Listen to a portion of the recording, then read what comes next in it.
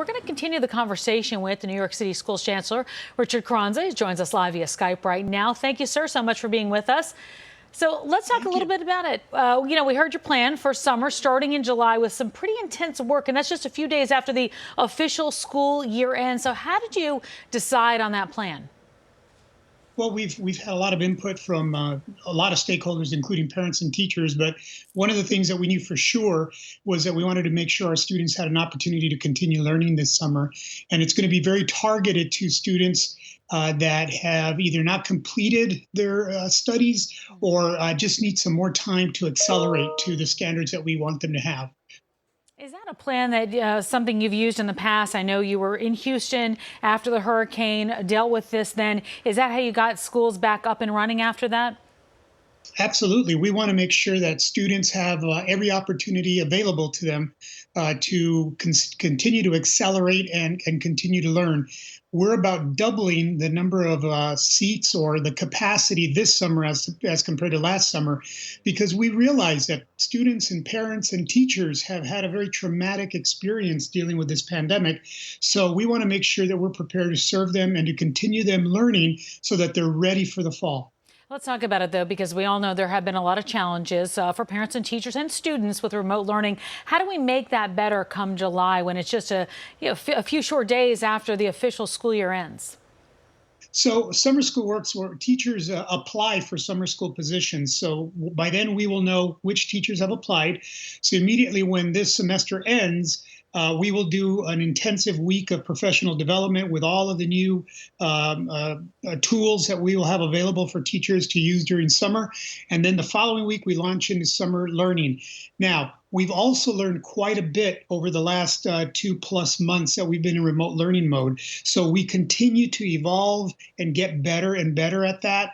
It can never replace an in-classroom experience with a teacher and students, but we have some incredibly talented teachers in New York City that are really doing some wonderful things to engage students. We want to make sure that we're capturing that so other teachers can use that learning as well.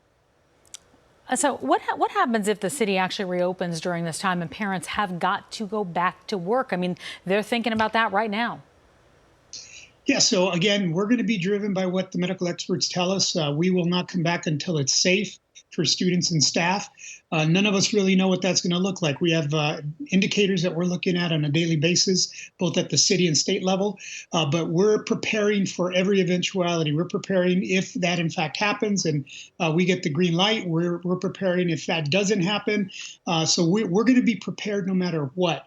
But we do know that this summer is going to be incredibly important for many of our students that have had a hard time in remote learning mode, and we want to make sure that they're being not only enriched, but they're being taken care of. And one thing I think is really important to note also is that our guidance counselors, our social workers, will also be checking in with our students daily this summer because we want to make sure that their social emotional learning needs are also being met.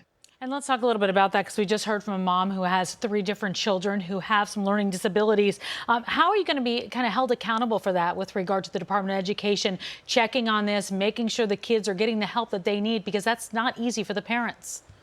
Yeah, I want to give a big thank you to our parents and to our students and our teachers, because they're really the heroes in this whole story, and our principals, because they've really stepped up and had to do things that perhaps they've never planned to do. I know parents never thought they'd be their child's teacher full time.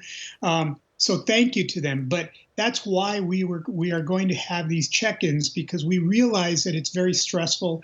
By the time this school year ends, we will have been 3.5 months into remote learning.